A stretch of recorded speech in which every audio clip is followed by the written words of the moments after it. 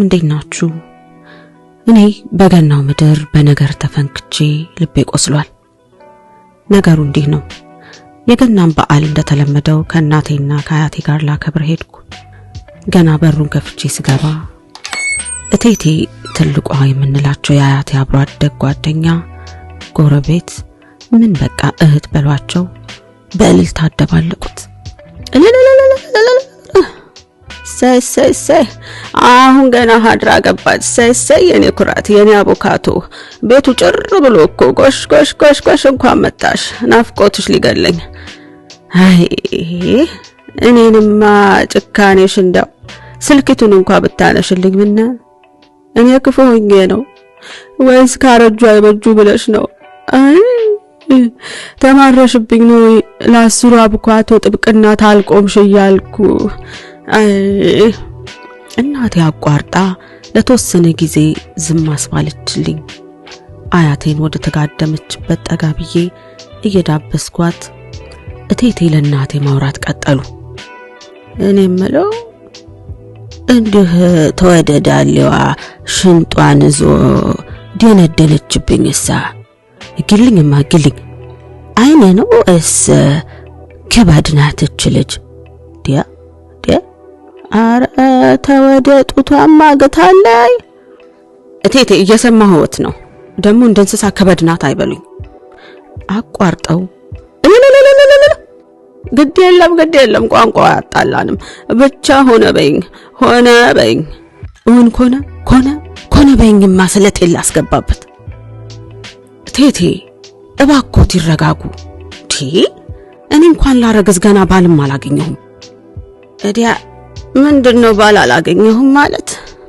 እኔ እንኳን ስንት መኳንን ታላኩልሽም እንዲያው ምን ገርጋሪ እንደሚገረግርሽ ሁሉንም ኮም እያረክሽ ድጋሚ ትርው እንዳይሉ እያረክስ ታባረሪያለሽ ሲሳካልሽ። እቴቴ ባል ይሁንሽ እያለች የምትልካቸው እኮ አብሯት በበረሃ አቋርጠው የመጡ ቅርሶችን ነው፣ ሸባ ማይሎቹን። እቴቴ ቀጠለች። በይ ይህን ቀፈትሽን አንድ በይ። ያልወለደች ሴት ደግሞ ይህን ያህል ቀፈት ምንድነው? ይህን ያህል ቀፈት ይኖራት እኮ እንቁላሎቿን ያመነምኑታል። አረ እቴቴ እንደዚህ አይነት ሳይንስ የለም።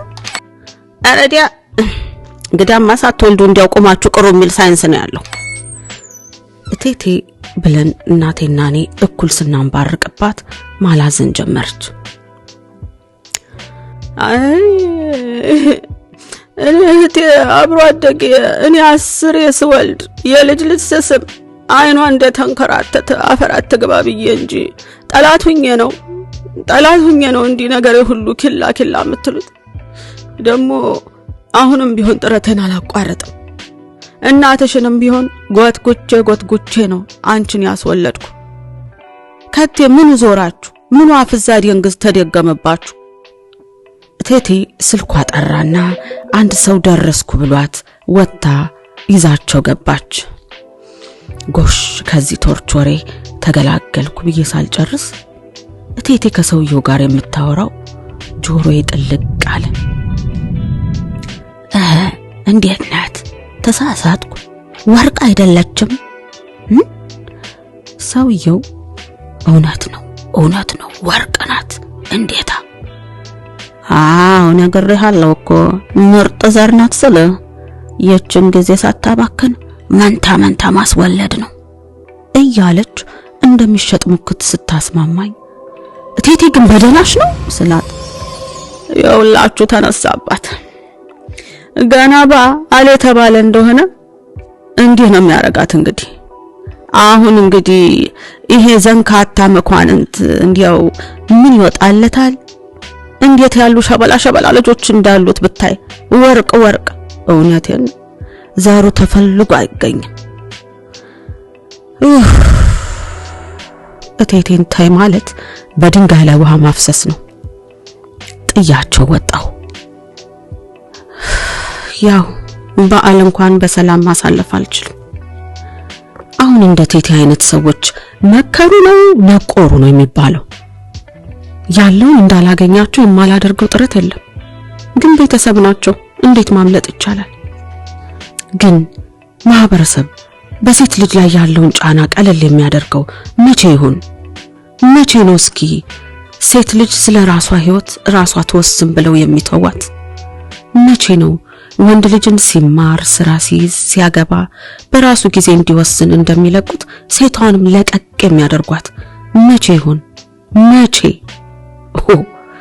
ካላገባች አግቢ ጫና ግፊት፣ አግብታ ካልወለደች ውለጂ ግፊት፣ መውለድ በእጇ የያዘችው የግል ውሳኔዋ እንደሆነ ሁሉ የፈጣሪ ስራ መሆኑን እንኳን ዘንግተው ደሞ ሳታገባ ብትወልድ ቡና መጣጫ። እንዴ ስንት ሴቶች በዚህ ግፊት ብቻ ተነሳስተው ከዚህ የሾለ የማህበረሰብ አፍ ለማምለጥ የማይፈልጉትን ሰው ለማግባት እንደሚገደዱ ታውቃላችሁ? ብቻ እባካችሁ እስኪ በጸሎት ለስልስ ባለ ምክር አግዟት። ውድሜሽ ሄደ አሁንማ ረጀሽ እያላችሁ የአእምሮ ህመማት ትሆኑባት። እኛ ራሳችን እኮ ከማንም በላይ የእድሜ የተፈጥሮ ገደብ እንዳለብን እናውቃለን። እንደኔ ማግባት መውለድ ፈልገው ሁነኛ ሰው አጥተው በፍለጋ ያሉ ሴቶች እኮ ማህበራዊ ህይወት ለመሳተፍ አፋችሁን ፈርተን ወደ ኋላ ያፈገፈግን ነው ያለነው። በህይወት የሚጠበቅብንን ስኬት ተወተን ለምን አንዳች ጎደሎ እንዳለብን እንታያለን? ለምን ፈጣሪ ፈቀደውን በፈቀደው ሰዓት እስኪሰጠን በትግስት በጥሞና እንድንጠብቅ አትተውን? ኤኒዌይ ብቻ ሴቶችዬ አይዞን። በእነዚህ ሰዎች ተገፋፍተን የማንፈልገው ትዳር ውስጥ ገብተን ብንሰቃይም ከማህበረሰብ አፋና መልጥ።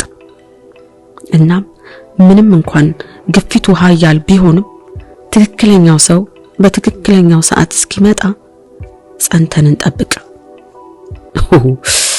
እቴቴ ዛሬ ነርቬን ነው የበጠሱት። በሉ ውዶቼ በቀጣይ አገኛችኋለሁ።